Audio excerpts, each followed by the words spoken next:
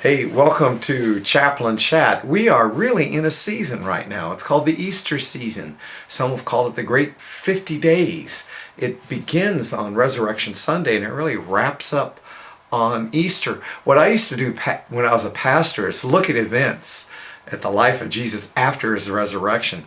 Well, I still want to do that. We're doing that in the jail to take a look at some after resurrection events in the life of Jesus, going all the way up to Pentecost. Let me just begin, and there's a great ones. Take a look at John Gospel of 20. This is the Easter story, isn't it? This is the resurrection event where Mary comes early in the morning to prepare Jesus' body, and they find the tomb is empty. The stone is rolled away, and the angels say to her, "Why seek ye living among the dead?" You know, and Mary runs.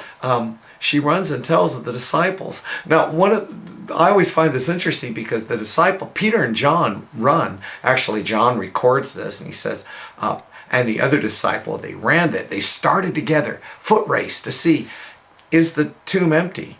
Now it's interesting because John will get there first.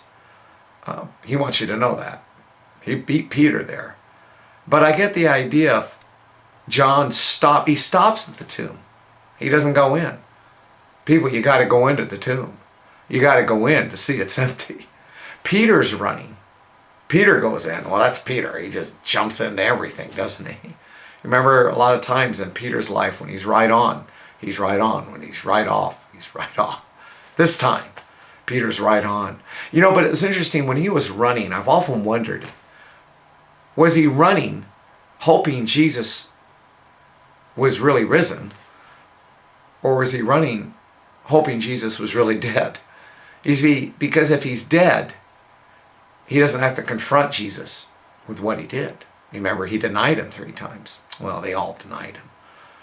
But if he were dead, sometimes I wonder if it's easier to deal with a dead Jesus and a risen Savior. Because if you're dealing with a risen Savior, we're going to have to confront him. Well, they run, and Peter runs in, and they leave, and well, I think they believe, yeah, there's no body there. I don't know if they fully grasp what would happen yet. And if you stay in John's Gospel, this is really touching. Mary sees Jesus, but she doesn't recognize Jesus, right? Remember that? She thinks he's the gardener. She doesn't recognize him. Now, why? Did Jesus change after his resurrection? I don't know, there's a lot of reasons. Or was Mary still expecting Jesus to be dead? See, if you expect to see a dead Jesus, you're not going to recognize him today.